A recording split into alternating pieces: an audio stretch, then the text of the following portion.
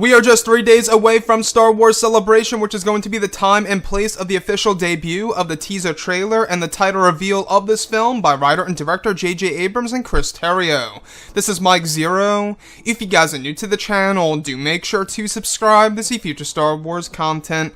Now, one thing that a lot of people are really looking forward to seeing in this movie is exactly how J.J. Abrams is going to utilize all of the different characters that range from the new ones to the legacy ones, as well as the returning sequel trilogy characters, and exactly how they will be applied in order to support the storytelling in Episode 9. Now, these past couple of weeks or so, we've been learning a whole lot more about this film, and all thanks to the Fast Company. They got a chance to go ahead and meet up with J.J. Abrams, the man himself, who actually wrote and pretty much directed this movie alongside with Chris Terrio for, of course, the end of the Skywalker saga.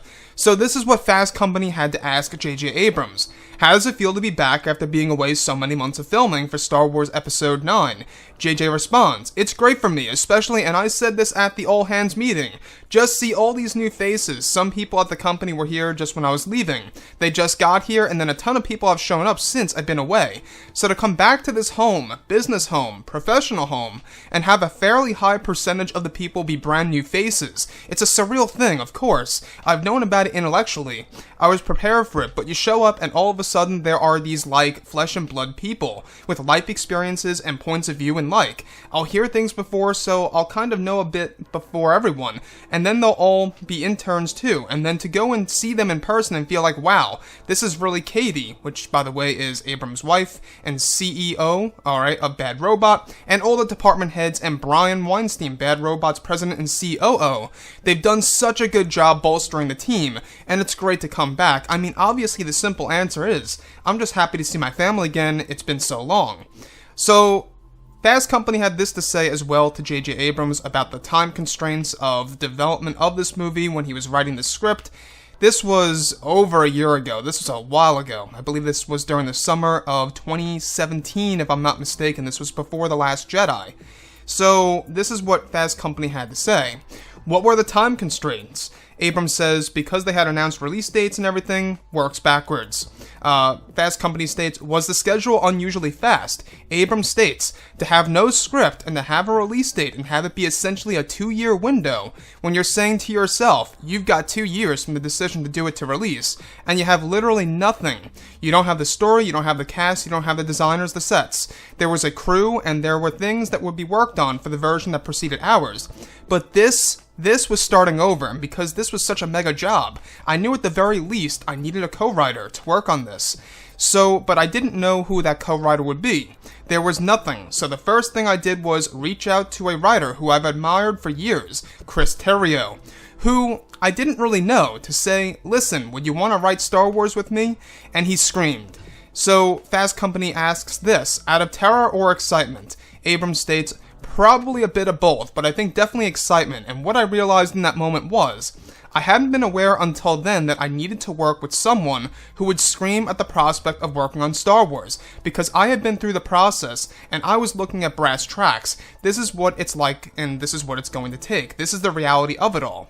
And he was looking at it sort of childlike, oh my god, I can't believe we get to play in this world, which I needed to be reminded of. I needed that great point of view, because that's not where I was. Of course, I was excited about what we could do, but I was acutely aware of how little time we had to do a fairly enormous job. So to answer your question, I went into it in leap of faith, aware that Katie was very supportive of this thing and felt it was the right thing to do. And so her, pretty much drivening and rod of what's real and what's right was a comfort, despite her not being in London where most of the shooting took place. And it was just an immediate immersion into the what-ifs of it all, which is the fun of it, but also the pressure of it. I'm not complaining when I say this, but it was having to make decisions based on gut.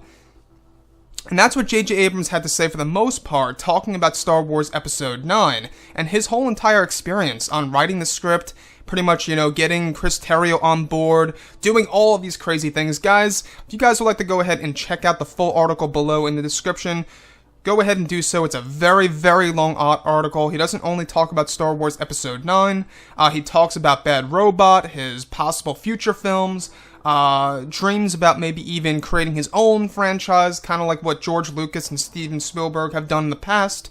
So you can really see, what J.J. Abrams went through. This was very stressful. You can really only imagine how much, time constraints he really had.